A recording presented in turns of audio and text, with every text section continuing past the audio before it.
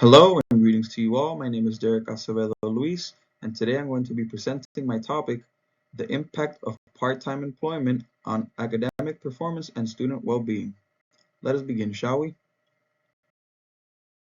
The objectives of this study are to examine how part-time employment can influence students' academic performance and overall well-being, compare existing research with the primary data collected throughout surveys, identify whether the number of working hours and type of job can have measurable effects on students' study habits, stress levels, and sleep quality.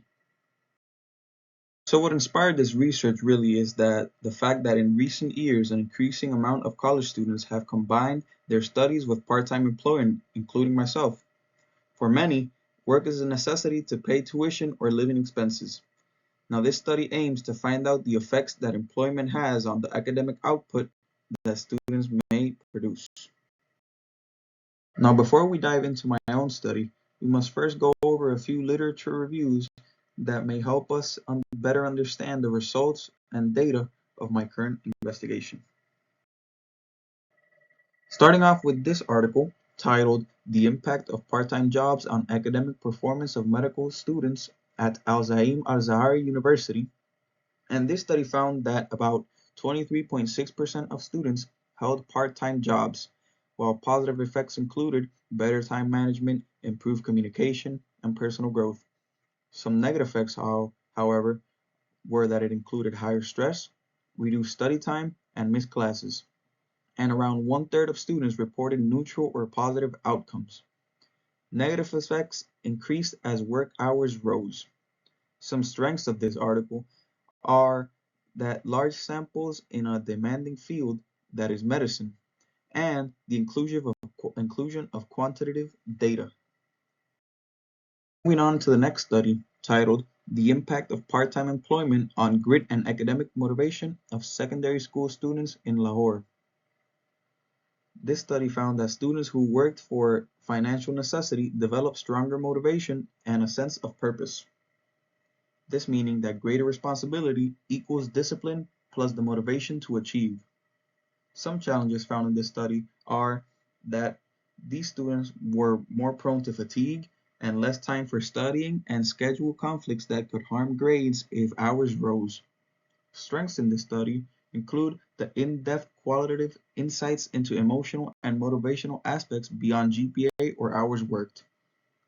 However, this study does have limitations, that being the small sample group, that it may generally limit the generalization of this topic. Now, the third and final study I want to share with you is titled "The Impact of Employment on the Learning Environments of Nursing Students at a Private University." This study found that 70% of students work either short-time, long-time, or full-time. Positive effects found in this study are that improved time management, financial independence, and increased responsibility found with those who worked. Negative effects are fatigue, stress, and sleep deprivation. And this found that nearly 85% of these students who worked slept fewer than 7 hours per night. Authors observed that working up to 19 hours per week could be neutral or even beneficial for academic performance. Now, beyond 20 hours, this was associated with poorer grades and a higher dropout risk overall. Now, a few takeaways I want to get from these articles presented before include the impact that depends on motivation, job type, and student context. And additionally, moderate hours equal skill growth and discipline. Excessive hours, on the other hand, equal stress and academic decline. The integration of balance and support rather than total avoidance of work. Into my conducted research, this was a 27-question survey formatted to retrieve data in regards to the academic performance, referring to the grades, study time, attendance, well-being, such as the stress, fatigue, motivation, sleep, and social life, mediating factors like hours worked, job type, and schedule regularity, and additionally the psychological aspects, which include the motivation, sense of purpose, skills, and responsibility. Now, this study was aimed to answer these questions. How was the academic performance affected before versus after having a part-time job? How many hours do these students work? Is academic performance linked with assigned schedules? And what motivates students to take part-time jobs? Heading into the results of the conducted study, in the field of academic performance, it was found that a 36.7% of people increased their academic performance prior to working. In well-being, 26.7% of people suffered from lack of sleep, while 53.3% of people had reduced financial stress. Mediating factors include that the majority of the people work 11 to 15 hours weekly and their jobs are off campus. Some psychological aspects are that these people had a 70% improvement of sense of responsibility. Now, it is important to note that this survey is relatively small as there was only 30 responses as a sample size. Into the desired questions we want to ask, this one being how is academic performance affected before versus after having a part-time job? And this graph demonstrates that the majority of people remain the same or actually increase in their academic performance. And this data demonstrates how most students do not experience a decline in performance and a good percentage of them even improved. What we can infer from these results is that when working conditions are favorable, employment can coexist with or even enhance academic success. When it comes to how many work hours do these students work, it shows that 86% of people who surveyed work less than 20 hours per week. With previous results stating positive effects on performance, we can say that a sub 20-hour work week is a reasonable and healthy amount to work as a student.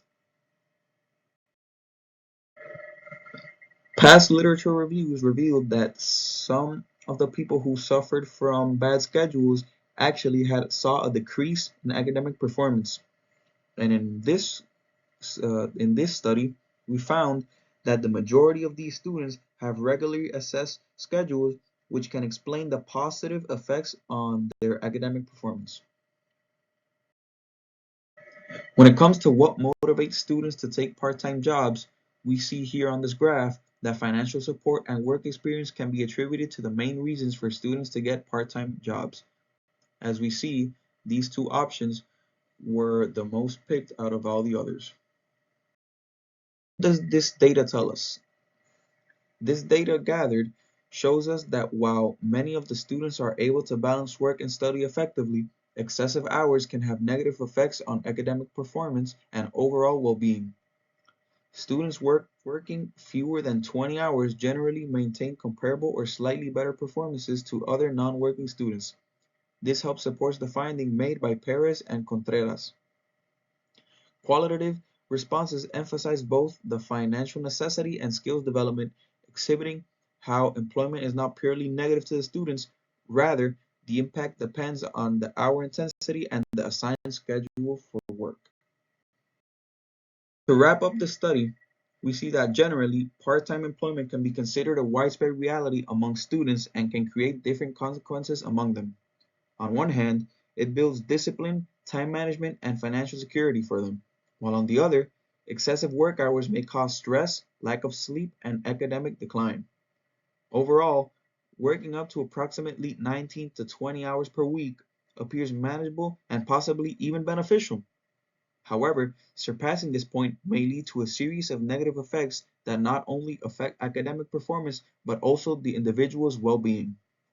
Colleges should recognize this much needed balance and implement more flexible course structures, as well as even possible financial aid programs to help reduce the need for excessive work hours that these students may need to work. Limitations that this study may possess may include the self-report bias, with students possibly over or underestimating study time, work hours, or performance. Additionally, this sample size is relatively small with only 30 participants, and them mostly being classmates or friends, which may limit generalization. For future research, it would be interesting to explore long-term effects across multiple semesters to see if the pattern remains the same or if change occurs. Additionally, it will be interesting to investigate the institutional policies that best support working students. These here are the references for the articles used for the literature review. And with that being said, I hope you enjoyed this presentation and that it was of some new knowledge to you. And thank you for your attention, and I hope you enjoyed.